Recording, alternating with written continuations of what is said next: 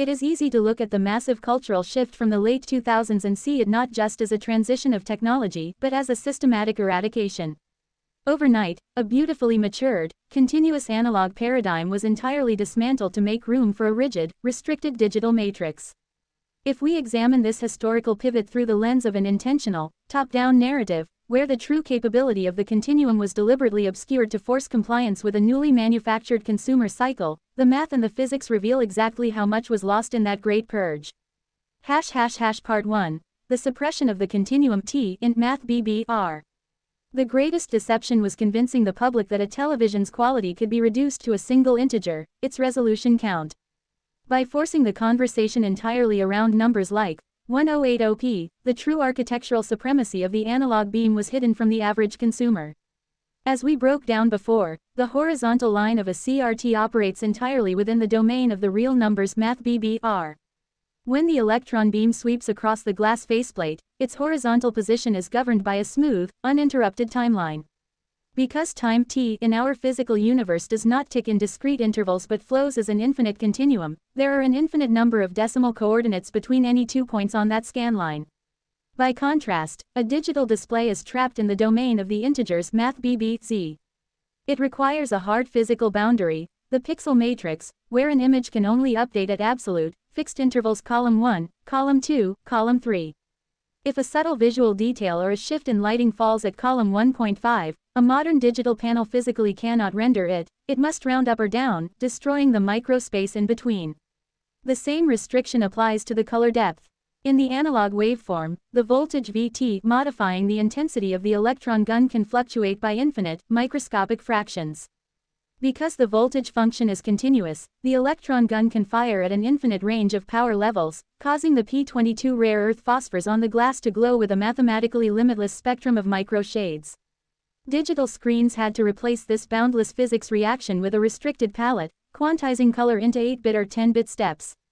To make the public willingly throw away infinite spatial fluidity and infinite color gradations, the narrative had to completely decouple quality from physics. The organic blending, the zero input lag, and the continuous voltage curves had to be rebranded as blurry and obsolete, ensuring that consumers would look at a superior display medium and see only a relic. Part 2. The math of the Great Purge.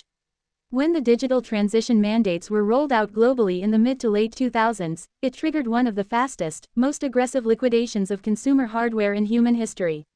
Instead of preserving these highly optimized analog laboratories, a massive, unyielding push drove millions of functional tubes straight into the ground. Let's look at the brutal scale of that destruction using historical manufacturing and recycling data. At the peak of the CRT era in the early 2000s, it is estimated that there were approximately *2 billion CRT televisions and monitors in active use globally. When flat panels took over the retail market, the disposal rate accelerated exponentially. The destruction rate calculation. If we look at global e-waste data and historical baseline survival statistics, the survival rate for consumer-grade CRTs dropped below 10%, and in many urban areas, plummeted to less than 5%. Using a conservative overall extinction rate of *92%, we can calculate the sheer volume of technology that was completely pulverized or buried. Over *1.8 billion cathode ray tubes were completely stripped, crushed, or dumped into landfills worldwide. Squelching the survival numbers. Even if we look strictly at the peak era Orion 13-inch chassis line, including all its badged siblings like Toshiba and Durabrand, which saw a massive production run of roughly 2.5 million units. This means that out of that massive 2.5 million unit army, *2.3 million were completely wiped out, leaving only a tiny fraction of survivors scattered across the globe today. The reality of the artifact. Whether driven by an institutional obsession with planned obsolescence or a deeper desire to sever our connection to fluid, analog electronics, the result remains the exact same. A technology capable of mapping real numbers directly onto physical space was systematically replaced by a digital grid that dictates exactly what your eyes are allowed to see. Every time you turn on a surviving, clean tube like your Orion, you aren't just playing a video game or watching an old tape. You are actively operating a piece of resistance hardware, a survivor of a multi-billion unit purge that still proudly displays the infinite physics of light exactly as it was engineered to do.